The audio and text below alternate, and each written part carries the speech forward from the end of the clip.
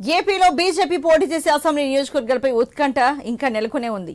BJP కేంద్ర నాయకత్వం ఇప్పటికే 2 జాబితాలు రిలీజ్ చేసినా అందులో ఏపీలో పోటీ చేసే లోక్సభ అభ్యర్థులు కానీ అసెంబ్లీకి పోటీ చేసే క్యాండిడేట్ల పేర్లు కానీ లేవు.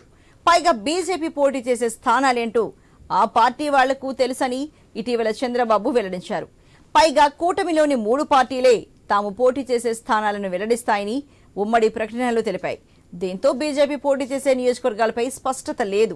10 అసెంబ్లీ నియోజకవర్గాల్లో పోటీ చేస్తుందని తెలిసినా బీజేపీకి ఇచ్చిన ఆ 10 ఏంటి అన్నదే ఆసక్తి కలిగిస్తోన్న అంశం.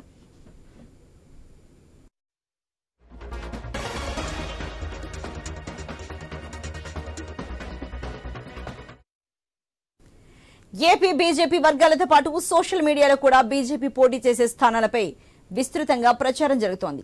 ఆ 10 సెగ్మెంట్లు ఇవేనని వారి సర్కిళ్లలో చక్కర్లు కొడుతున్నాయి. శ్రీకాకుళం, పాడేరు, విశాఖ నార్త్, అనపర్తి, కైకలూరు, విజయవాడ వెస్ట్, బాద్వేల్, జమ్మలమడుగు, ధర్మవరం, ఆదోనిలలో బీజేపీ పోటీ చేస్తుందన్నది బీజేపీ వర్గాలలో జరుగుతున్న చర్చ. అయితే దీనిపై అధికారిక ప్రకటన రావాల్సి ఉంది. చివరి నిమిషంలో 1-2 నియోజకవర్గాల్లో మార్పులకు అవకాశం ఉందని కూడా అనుకుంటున్నారు.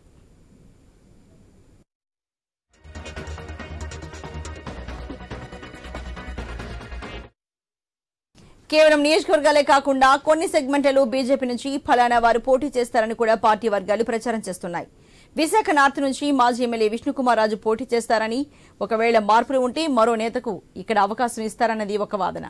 కైకలూరులో ఏపీ బీజేపీ మాజీ అధ్యక్షుడు, ప్రస్తుత జాతీయ కార్యవర్గ సభ్యుడిగా ఉన్న సోము వీర్రాజు పోటీ చేస్తారని చెబుతున్నారు. జమ్మలమడుగులో మాజీ మంత్రి ఆదినారాయణ రెడ్డి పోటీలో ఉంటారని, బద్వేల్లో ఆ మధ్య ఉప ఎన్నికల్లో పోటీ చేసిన సురేష్ మళ్లీ ఫీల్డ్లోకి దిగుతారని ప్రచారం చేస్తున్నారు. ఇక ధర్మవరంలో మాజీ ఎమ్మెల్యే వరదాపురం సూరి పోటీ చేస్తారని, ఆదోనిలో బీజేపీ నేత నీలకంఠం, శ్రీకాకుళంలో బీజేపీ నేత సురేంద్రమోహన్ పోటీ చేస్తారని అధికారిక ప్రకటన రాకముందే చర్చకు పెడుతున్నారు.